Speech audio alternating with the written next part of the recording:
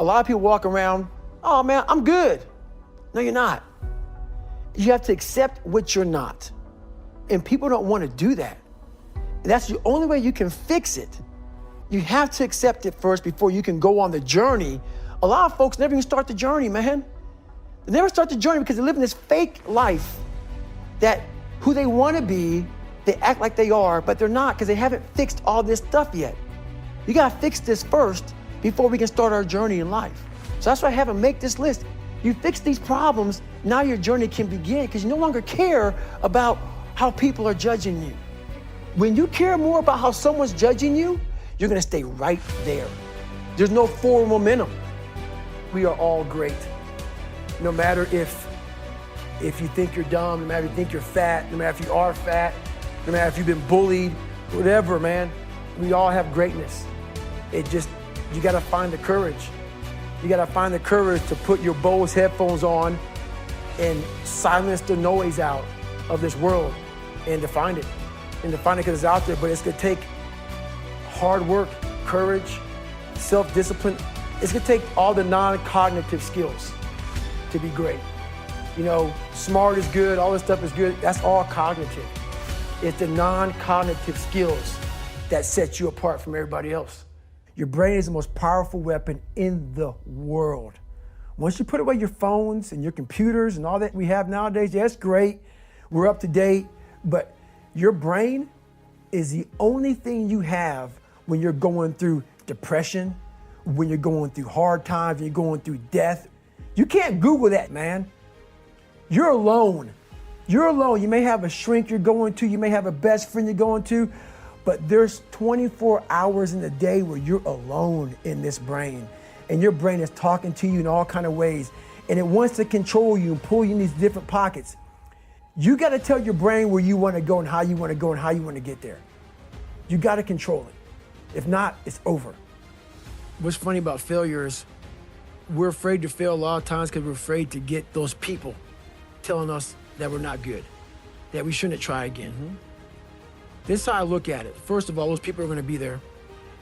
And 99.9% of those people who are in your ear after you fail haven't even tried what you're attempting to do.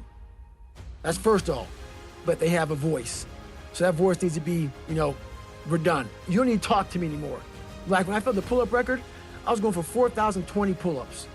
I had so many people telling me, you can't do it. And I was like, how many pull-ups have you done in your life?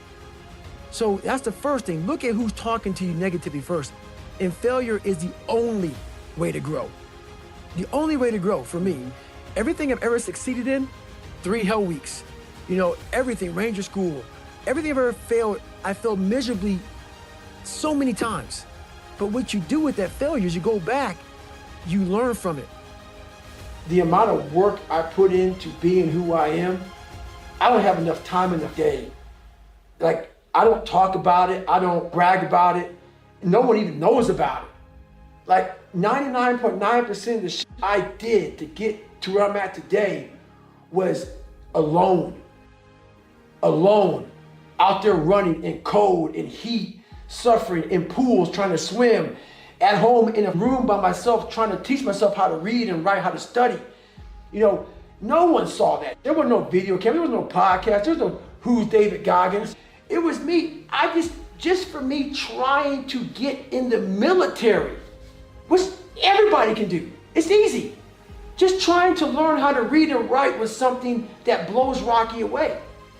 So all these different challenges that I've been through in my life, I'm proud of what I created, but I'm more proud of I created it without an audience, without a cheering squad. You know who you are when there's no motherfucker out there when you're running. And you're at mile 75, a 150-mile race, and ain't nobody cheering for you. You're broken, you're defeated, it's you and you alone in your head. And I stayed that way for the better part of 30 years, trying to figure this out. And once you figure it out, you look at everybody say, hey, so you're all broken now. Is that how you want to be? Yep. The most important step we'll ever take in life is our next one. A lot of us get our feet stuck in concrete. We get our feet stuck in concrete because we're afraid to make enemies. We're afraid to speak what's on our mind.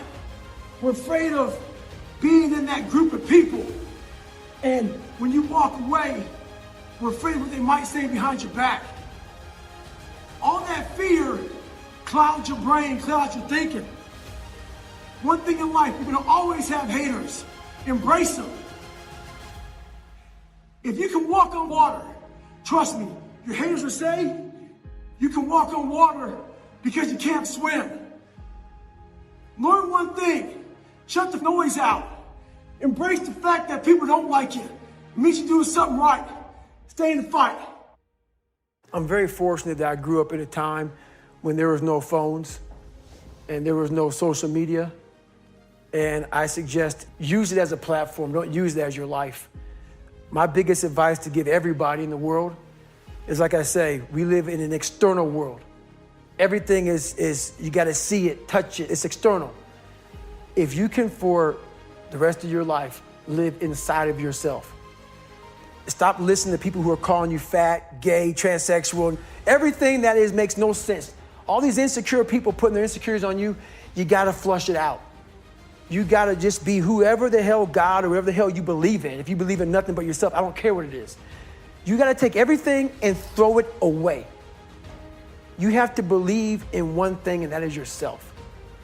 And I'm not saying don't believe in God or what you believe in, but right now, for you to find greatness in yourself, you're not going to find it by looking in a book or by even hearing me. I may give you the spark, but you've got to go inside yourself to find it.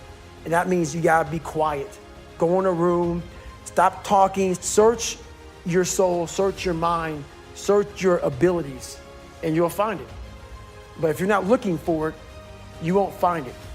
So you got to go start your journey. And the journey starts with you finding, why the hell am I here on this planet Earth? Why am I here? And if you don't know that, you will live the rest of your life searching, always asking the question, why? People ask me all the time how I'm able to be so vulnerable. I wasn't always this person, trust me. I used to be embarrassed about lies I told, family issues, marriages I was in, things I cheated on, things I quit. I was embarrassed about all that. So a lot of people had things on me, and they had power over me and could use this whenever they wanted to. And I didn't like how that felt.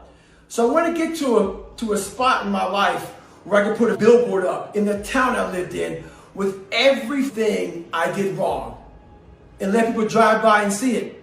And I'm finally at that point. So when you get to that point, you kind of take that power back from people. But my question to you is this: are you at a point in your life where you can put a billboard up in your town and have folks drive by that? Stay hard.